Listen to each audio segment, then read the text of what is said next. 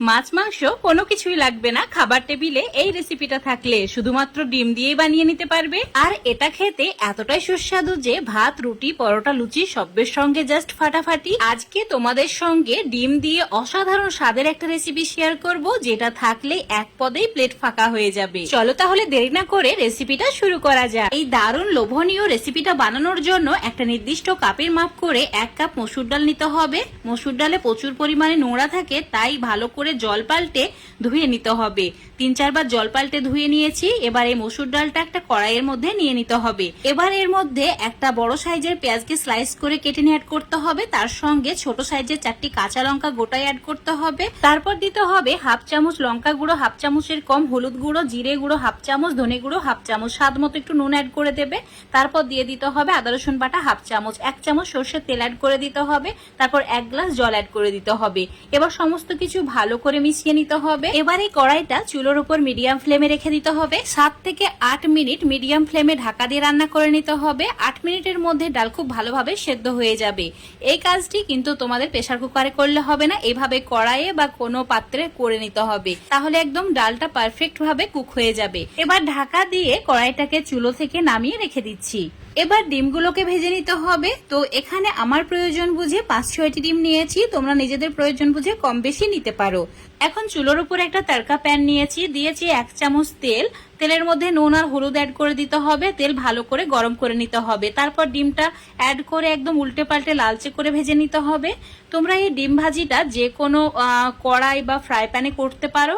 এইভাবে তড়কা প্যানে করলে ডিমের সাইজটা একই রকম হয় আর দেখতেও ভালো লাগে।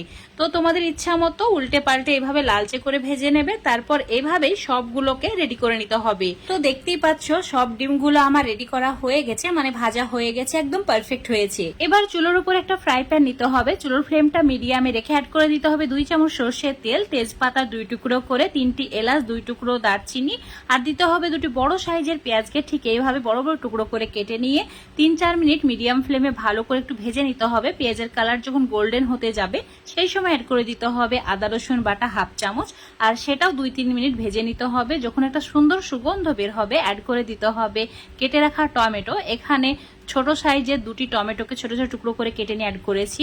এবার টমেটো সফট হওয়া পর্যন্ত ভেজে নিতে হবে। টমেটোর কালারটাও চেঞ্জ হয়ে গেছে, অনেকটা সফট হয়ে গেছে। এবার দিতে হবে মশলা। সামান্য পরিমাণে জিরে গুঁড়ো, ধনে গুঁড়ো অ্যাড করেছি 1/2 চামচের একটু কম, লঙ্কা গুঁড়ো অ্যাড করেছি, আর 2-3 চামচ জল অ্যাড করেছি।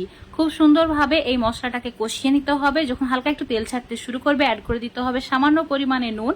যেহেতু ডাল সেদ্ধ করার সময় আমরা নুন অ্যাড করেছিলাম, তাই এখানে একটু বুঝে নুনটা অ্যাড করতে হবে। 2 মিনিট আবারও কষিয়ে নিয়েছি। মশলা একদম পারফেক্ট কষানো হয়ে গেছে। এই সময় অ্যাড করে দিতে হবে সেদ্ধ করে রাখা ডাল। এবার চুলোর ফ্লেমটা একদম হাই করে দিয়ে 3-4 মিনিট অনবরত নাড়াচাড়া করে ডালটা একটু গলিয়ে নিতে হবে। ঠিক এইরকম দেখতে হবে। এখন চুলোর ফ্লেমটা একদম কমিয়ে দিয়ে 2 মিনিট রেখে দিতে হবে। তারপর অ্যাড করে দিতে হবে ভেজে রাখা ডিমগুলো।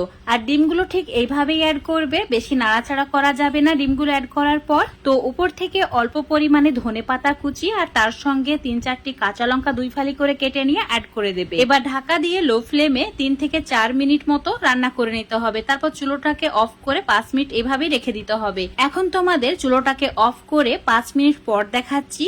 তো একদম দারুণ হয়েছে রেসিপিটা, সেটা দেখেই বোঝা যাচ্ছে। আশা করছি আজকের এই অসাধারণ স্বাদের ডিম ডালের রেসিপিটা তোমাদের অনেক ভালো লেগেছে। ভালো লাগলে অবশ্যই লাইক, শেয়ার, কমেন্ট করে দেবে। ফেসবুক পেজ থেকে দেখলে পেজটাকে ফলো করে নেবে। ইউটিউব থেকে দেখলে চ্যানেলটাকে সাবস্ক্রাইব করে রাখবে আরো এরকম রেসিপিগুলো পাওয়ার জন্য। এটা ভাত, রুটি, পরোটার সঙ্গে একদমই পারফেক্ট। তো বন্ধুরা অবশ্যই একবার ট্রাই করে দেখবে।